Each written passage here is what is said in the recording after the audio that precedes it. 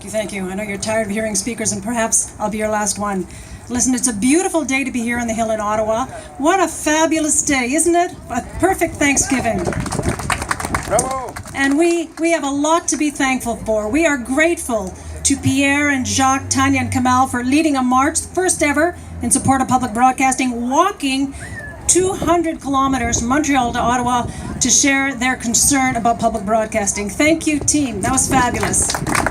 We are grateful that there is an election so we can bring our concerns public, and thank you to all the politicians who spoke before me.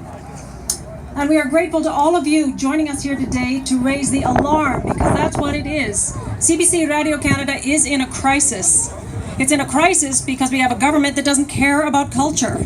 We have a government that doesn't care that the largest uniting institution in Canada, uniting both French and English programming in 8 northern languages, is at risk, is in jeopardy.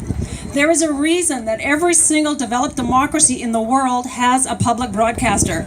We didn't invent it, but we fund it worse than almost every other developed country that knows that having a national public broadcaster that is not influenced by commercial interests, that services the public, and that programs in the public good is of value.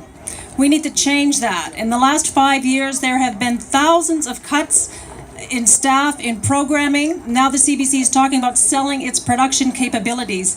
What that means is it will no longer be able to program in French and English across the country. It will no longer be able to program in 8 northern languages. It will no longer be able to make award-winning documentaries, to make original Canadian programming, to send Canadian foreign correspondents around the world so that we interpret the world's news with a Canadian sensibility and not just take American newscasts.